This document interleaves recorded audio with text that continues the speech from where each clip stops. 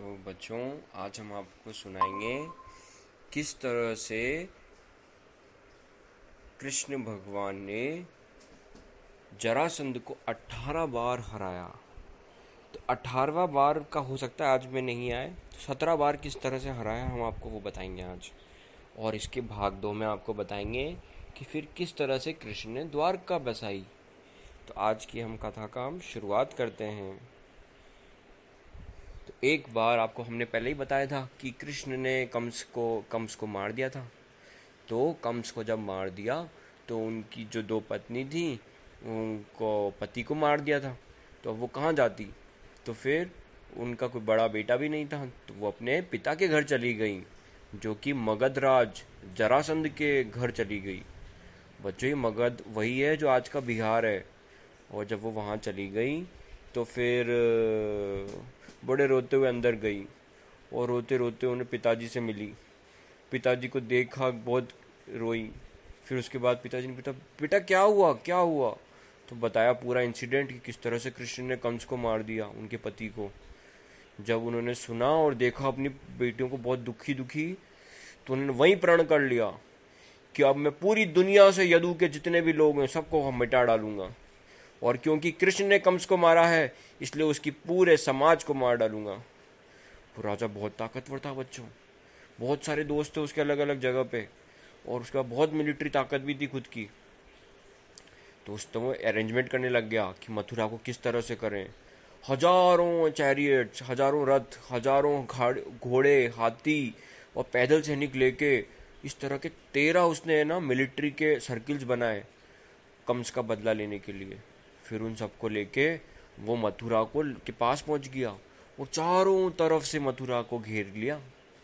जब उसने ऐसा करा तो कृष्ण ने, जो वहाँ पे सूर्य के समान थे, उन्होंने पूरी सेना को देखा जरासंध की, जो एक ओशन की जैसी दिख रही थी। जहां तक आंख जाती वहीं तक वो समुद्र की जैसी सेना लग रही थी।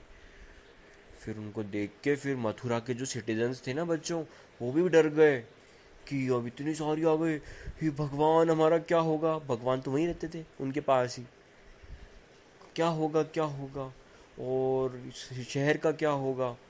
और फिर जब कृष्ण भगवान ने देखा कि उनके मथुरा वासी दुखी हो रहे हैं, डर रहे हैं थोड़े से, तो और ये जरासंध ने पूरी मथुरा को घेर लिया है, तो उन्होंने सोचा कि अब मुझे क्या करना चाहिए। बोला, मेरा यहाँ पे आने का उद्देश्य है पापियों का नाश कर देना और अच्छों को बचाना, जो अच्छे लोग हैं उनको। तो आखिर उसको मैं कैसे पूरा कर सकता हूँ? ये बहुत सारे पापी लाया जरासंध, तो अगर मैंने इसको मार दिया तो फिर ये वापस पापी को इकट्ठा नहीं कर पाएगा। आखिर पापी होता कौन है?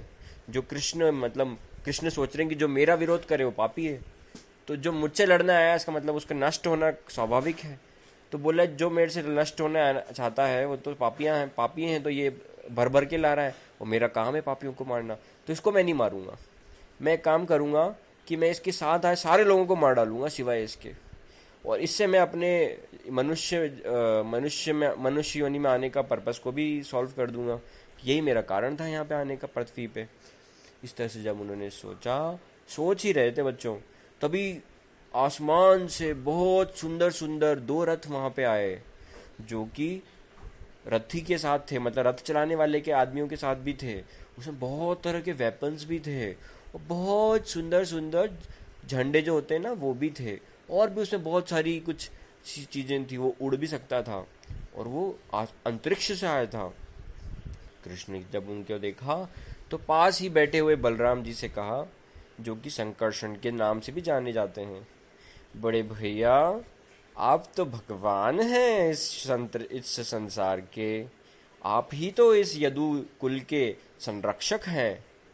ये जो हमारे यदुकुल हैं, अब इनको बड़ा भय लग रहा है जरासंध से। बड़े भैया, ये बड़े दुखी हैं, अब आप ही तो उनको दुख से बचा सकते हैं। ये बड़े भैया, देखिए देखिए, अपने आपको इस कार्य के लिए हमारे पास अति सुंदर 2 रथ हमारे पास आए हैं अंतरिक्ष से, और हमारा तो कार्य ही यही है इन अवतार में कि हम पापियों को नाश कर दें और भले लोगों को बचाएं। तो भैया, ये तो बड़ी अच्छी अपॉर्चुनिटी आ गई हमारे पास। आपकी परमिशन हो भैया तो हम इसको करें। तो बलराम जी ने कहा हाँ हाँ हाँ, चलो चलो चलो कृष्ण, चल अपन इसको अभी हटा मार डालेंगे अभी यहीं पे। तो कृष्ण बलराम दोनों दशारह दशारह के जो दशहरा के जो मतलब बेटे बेटी पूर्वज जिनके थे दशहरा, उन्होंने वहां आके सोचा कि हम 13 की 13 जो ये कंपनी आई है मिलिट्री कंपनी जरासंध की, चारों तरफ से मिलिट्री मथुरा को घेरे हुए, इसको मिटा डालेंगे। फिर उन्होंने मिलिट्री ड्रेस लेके उन्होंने रथ पे चढ़ गए। कृष्ण के रथी थे दारूका, और बलराम जी उस रथ में गए जिनका झंडे के ऊपर पाम ट्रीज का निशान था, और कृष्ण उस रथ में गए जिनके झंडे पर, बताइए किसका निशान था? गरुड़ का। तो कृष्ण गए गरुड़ के झंडे के निशान पे के साथ, और बलराम जी गए पाम ट्रीज वाले झंडे के निशान के साथ। फिर जब वो बाहर निकले तो बच्चों छोटी सी सेना लेके निकले थे, बहुत बड़ी सेना नहीं थी उनके पास। उसके बाद जब वो बाहर आए तो उन्होंने अपना शंख बजाया बहुत जोर से मथुरा की बॉर्डर पे, और वो जो शंख था बच्चों, उससे जितने भी वहां के लोग थे ना, उनका हार्ट बहुत तरह से डरने लग गया। आपको पता है आवाज़ों से हमारी कैपेसिटी चेंज हो जाती है, पता है कैसे होती है? आप मान लो आप कुछ है ना, आप बहुत फोकस होके पढ़ाई कर रहे हो, और अगर आपस में कोई आपके चीज करेगा तो कैसा लगेगा आपको? फोकस कम हो जाएगा ना, पढ़ाई में अटेंशन कम हो जाती है, पावर कम हो जाती है पढ़ने की। ऐसे ही यहाँ पे भी होता है। या मान लो आप कुछ क्रिकेट कुछ खेल रहे हो और आपको कोई आवाज़ लगा दे बॉल को हिट करते वक्त, तो आपका फोकस डाइवर्ट हो जाता है ना। तो ऐसी ये जो अलग अलग आवाज़ें होती है हमारी शक्ति को कम भी कर सकती है और ज़्यादा भी कर सकती है। तो इसी तरह से ये जो आवाज़ करी कृष्ण भगवान ने, ये उनके लिए नुकसानदायक थी, इनके लिए अच्छी आवाज़ थी। तो उनसे उनको ताकत और कम हो गई, उससे बहुत कम। उसके बाद फिर उन्होंने जब जरासंध के सामने आए तो जरासंध को शर्म आ गई। पता है जरासंध को शर्म क्यों आई? वो तो लड़ने आया था, फिर भी शर्म आ गई उनको। 3 कारण से शर्म आ गई बच्चों। पहला तो ये तो पहला तो कि इसने अपने मामा को मारा, इससे कैसे लड़ाई करूं, ये तो पापी है। पर उस बेवकूफ को ये समझ में नहीं आया जरासंध को कि ये तो इस जिसके लिए मैं लड़ाई कर रहा हूँ कंस, उसने भी तो उसके जो मामा के उसके भांजे थे उनको मार दिया। कृष्ण के जो भाई थे उनको मारा था ना उसने कृष्ण के जन्म से पहले। तो उनको तो ये समझ नहीं आया कि मेरी बेटियों के जो हस्बैंड है उसने कितने अपने रिश्तेदारों को मारा, उसको ये समझ में नहीं आया। पर कृष्ण के उसको प्रॉब्लम दिख रही थी कि उसने मामा को मारा। तो ऐसे पापी लोग होते हैं। फिर उसने ये सोचा कि ये तो क्षत्रिय नहीं है, क्योंकि इसको तो नंद बाबा जो कि वैश्य जो कि गाय पालते थे, बिजनेस कम्युनिटी के थे, उन्होंने बड़ा किया था। तो ये तो क्षत्रिय नहीं है, इसके साथ कैसे युद्ध करूं? फिर उनको इसलिए भी शर्म आई कि ये तो इसने अपने आप को छुपा के रखा बचपन में तो क्षत्रिय बना नहीं, और उसके बाद बड़ा बन गया क्षत्रिय। इस तरह से वो कृष्ण के सामने जाने से कतरा रहे थे। और उन्होंने फिर बलराम जी से बोला, हे बलराम, अगर तू चाहे तो तू भी कृष्ण के साथ मेरे से लड़ सकता है। अगर तेरे में धैर्य हो तो रुक, अभी तुझे मेरे एरो का अपने पास आके तुझे अंतरिक्ष में बड़े बड़े लोकों में ले जाएंगे, क्योंकि यही गति होती है जो युद्ध में मरते हैं। ऐसा उसने बोला। तो इसको सुन के कृष्ण बोले कि हे प्रिय राजा जरासंध, हीरो ज्यादा बात नहीं करते हैं, वो अपनी शक्ति दिखाते हैं। अगर तुम में ताकत है तो लड़ो, और तुम्हारे इस तरह की बातें ये बताना चाहती हैं कि तुम जल्द ही इस युद्ध में मारे जाओगे। हमें तुम्हारे से सुनने की कोई परवाह नहीं है, हम कुछ नहीं सुनना चाहते तुमसे, क्योंकि जो मरने वाला हो या जो बहुत दुखी हो उसकी बात को सुनने का कोई मतलब नहीं है। ऐसा जब कृष्ण ने बोला, फिर वो लड़ने शुरू हो गए। बच्चों कृष्ण को चारों तरफ से घेर रखा था बहुत बड़ी सेना ने, जो कि जहां तक आंख जाती थी वहीं तक समुद्र की जैसे वो सेना थी। जब कृष्ण ने ये देखा कि इतने बड़े बड़े हैं तो उनको सोचने लगा क्या है। और उसी वक्त बच्चों वहां पे जो मथुरा में जो बड़े बड़े घर थे ना ऊंचे ऊंचे, उन पे उनकी महिलाएं और लोग इकट्ठे होने लगे। वो देख रहे थे भगवान को, और जब भगवान इस तरह से लड़ते लगते जब गायब हो गए बीच में, उन सबके। तो उनको बहुत दुख हुआ, उनको लगा कि हमारे कृष्ण कहाँ गए, कहाँ गए। और कुछ को इतना प्रेम था कि वहीं पे बेहोश हो गए, इतने प्रेम करते थे वो कृष्ण से। फिर जब उन्होंने देखा कृष्ण भगवान ने कि मेरे पास छोटी सी सेना है, और अगर मैंने जल्दी कुछ नहीं किया तो मेरी सेना को परेशानी होगी, वो हो सकता है मर भी जाए कुछ। तो इसलिए उन्होंने अप, अपना महान धनुष हाथ में ले लिया, जिसका नाम था शृंग। वो बच्चों धनुष बड़ा भयंकर था, दुनिया का सबसे भयंकर, उसको कोई नहीं हरा सकता।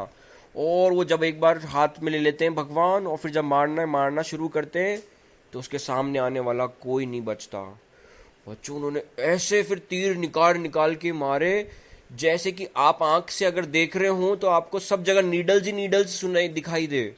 बहुत स्पीड से जाते थे, एक एक स्पीड से इतनी थी कि एलिफेंट्स का भी गला काट देते थे और वो नीचे गिर जाता था। बहुत ताकतवर थे, और वो एक ही बार में सभी दिशाओं में एक साथ वार कर रहे थे, और एक ही डायरेक्शन में तो कर ही रहे थे, पर आगे और पीछे सबको भी मार रहे थे इस तरह से। तो बच्चे बहुत ताकतवर, मान लो एक सर्किल के जैसे घूम रहा है, जिसका कभी उधर है एरो, कभी इधर है एरो, कभी पास वाले के पास है, कभी दूर वाले के पास है, ऐसे बहुत जबरदस्त तरीके से सर्किल से एरो मारने लगे। इस तरह से वहां पे हजारों हाथी मरने लगे, हजारों घोड़े मरने लगे, कईयों लोग मर गए। धीरे धीरे उनके रथ को भी मार डाला उन्होंने, और जो उनके रथी थे रथ चलाने वाले और जो लड़ने वाले थे उनको भी मार दिया। बहुत तेजी से लड़ रहे थे, और फिर इस तरह से उनके हाथ पांव सब काट, बहुत गंदे तरीके से मारा उनको बच्चों। फिर भगवान ने इसलिए क्यों किया, क्योंकि वो सब पापी थे। भगवान इसीलिए आए थे यहाँ पे उनको मारने के लिए पृथ्वी पे, और उन्होंने यही कर रहे थे।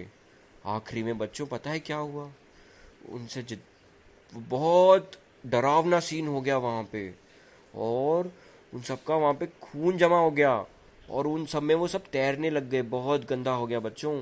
ऐसा लिखा है कि जो डरपोक होते हैं वो इनको देख के डर जाते हैं, और जिनके पास पुण्य राशि की कमी होती है वो सोचते हैं कि ऐसा पॉसिबल नहीं है, जबकि जो भगवान पे विश्वास करते हैं वो ऐसा सोचते हैं कि भगवान तो एक सुई में से भी हाथी को निकाल सकते हैं, इसलिए वो भगवान के एक्शंस पे उंगली नहीं उठाते हैं। जैसा लिखा है वैसा का वैसा मान लेते हैं, भगवान कुछ भी कर सकते हैं। क्योंकि सोचिए, पृथ्वी तो तैर रही है ना अंतरिक्ष में, उसके नीचे क्या है, इतनी भारी पृथ्वी है, फिर भी घूमती रहती है, और सूरज भी इस तरह से चक्कर काटता रहता है, और सूरज की पृथ्वी चक्कर काटती रहती है। कभी कभी डिले हुआ है, सूरज भी टाइम पे उगता है, और सूरज टाइम पे अस्त भी होता है। तो सोचिए, जो इतना ताकतवर हो उनके लिए ऐसी छोटी सी चीज क्या है बड़ी, पर फिर भी क्योंकि वो भगवान है और उन्होंने मनुष्य जैसे छोटा सा एक रूप ले रखा है, तो हमें कंफ्यूजन होता है, और हमें लगता है कितना अद्भुत है भगवान ने ऐसा कर दिया। तो बच्चों बहुत बड़ी नदी बना दी उन्होंने वहां पे इंसानों की और उनके कटे हुए पार्ट्स की। फिर जब सारे लोग मर गए जरासंध के, तो वो एक ही अकेला बचा, बहुत डिप्रेस हो गया, सोचा हाय इन्होंने मेरे सारे रथ को मार डाला, मैं क्या करूंगा अब जी के। और इसी वक्त तो फिर बलराम जी आ गए। बलराम जी ने भी बच्चों बहुत भयंकर लड़ाई करी थी, अपनी गदा से उन्होंने एक ही बार में हजारों हजारों को मारते थे। वो बड़ा भयंकर पिचका देते थे एकदम मार मार की गदा से, इसलिए बलराम जी बहुत ताकतवर थे। और बलराम जी ताकतवर थे इसलिए भी थे वो भगवान, भगवान है इसलिए ताकतवर हैं। तो फिर बलराम जी आए, गुस्से से उसे मारते हुए उसके वरुण की रस्सी बांध दी, और साधारण रस्सी से भी उसको बांध दिया, और उसको घसीटते हुए लाने लगे।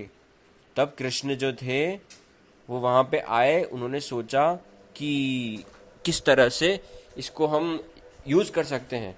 तो उन्होंने पुराने प्लान के अकॉर्डिंग उन्होंने क्या किया कि उन्होंने कहा कि बलराम जी से, भैया इसको एक काम करते हैं, इसको हम छोड़ देते हैं, इसको मार के क्या करना है हमें, हमें कोई मगध का राज थोड़ी चाहिए, ये तो आया था हमें मारने के लिए, इसलिए हमें इसको वैसे युद्ध करना पड़ा, हमें इससे कोई मतलब नहीं है, छोड़ दीजिए इसको।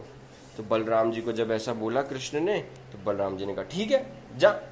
इस तरह से उसको बहुत बेइज्जती कर दी थी, और बच्चों क्षत्रियों के लिए बेइज्जती ही मौत के समान होती है।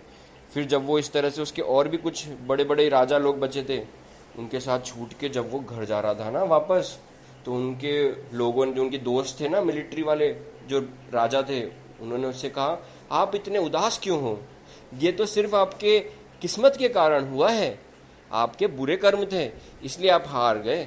और आपने तो कोई कमी रखी नहीं लड़ने में, आपने तो बहुत हीरोइकली लड़ाई लड़ी है। इसलिए आपको वापस अपनी शक्ति इकट्ठी करनी चाहिए और फिर वापस से युद्ध करना चाहिए। इस तरह से जब उसको इंसल्ट किया गया था और फिर वापस छोड़ दिया था, तो उसने सोचा था कि मैं तो घर जाके वापस से ना साधु बन जाऊंगा और जंगल में जा जाऊंगा, ये तो मृत्यु के समान है, इसको कोई मतलब नहीं है करने का। और फिर जब उनके दोस्तों ने इस तरह से बचाया तो उसने सोचा ठीक है, मैं एक बार फिर विचार करता हूँ। फिर इस बीच में जो वहाँ पे जब कृष्ण जीत गए और वो वापस जाने लगे, तो देवताओं ने उन पे फूलों की बारिश करी, उन्होंने भगवान के बहुत सारे गाने गाए। उसके बाद जब वो अंदर आने लगे तो वहाँ पे सूत और मागध जो होते थे पुराने ज़माने में, उन्होंने बहुत अच्छे अच्छे गाने भगवान के लिए गाए। फिर उसके बाद वह बहुत आते ही बच्चों का स्वागत, भव्य स्वागत हुआ और उन्होंने बहुत सारे कैटल्स, ड्रम्स जो होते हैं ना, उनको बहुत अलग अलग आवाज़ों में बजाया। कोई बड़ी बड़ी फुफाड़ियाँ बजा रहा था, भेरियाँ, तुर्रियाँ, वीणा, फ्लूट्स, मृदंग, सब एक साथ बहुत सारे बज रहे थे। और पूरी शहर को साफ किया गया था और उन पे आसपास में घी, दही में पुराने ज़माने पता है क्या करते थे, दही में जो लीव्स होती है उनको डाल के चारों तरफ फैला देते थे, उससे बहुत ऑस्पिशियसनेस आती थी। और इस तरह से वो कर रहे थे और उनको महिलाओं ने बहुत सुंदर सुंदर हार भी बना के पहनाए। फिर कृष्ण बलराम युद्ध के स्थल से लूटी हुई जितनी भी वो जो उनके ऑर्नामेंट्स थे ना, जो वहाँ पे सोना चांदी जो भी मिला था उन्हें, वो सब लाए थे और उन्होंने उग्रसेन जो कि राजा थे मथुरा के, उनको दे दिया सब कुछ। इसके बाद बच्चों जरासंध ने फिर वापस अटैक किए। इस तरह से उसने 17 बार अटैक किया। जब भी वो आता इसी तरह से भगवान उसके सारे लोगों को मार देते, जो कि हजारों, लाखों में, लाखों करोड़ों में होते थे। उसके बाद फिर वापस वो हार के चला जाता था, फिर वापस आता था और वापस उसको अरेस्ट करके फिर उसी तरह से बेइज्जती करके उसकी वापस भेज देते थे। पर जरासंध को मारते नहीं थे कृष्ण भगवान, मार तो सकते थे फिर भी नहीं मारते थे, क्योंकि उनका काम था वो और ऐसे लोग लाए और वो और उनको मार दे भगवान। पर बच्चों फिर 18वीं बार जब उन्होंने अटैक किया जरासंध ने, तब उसके साथ कुछ और भी हुआ जिसके कारण कृष्ण भगवान को द्वारका बसानी पड़ी। 18वीं बार के युद्ध में क्या हुआ ये हम आपको कल बताएंगे। आज के लिए हरे कृष्णा।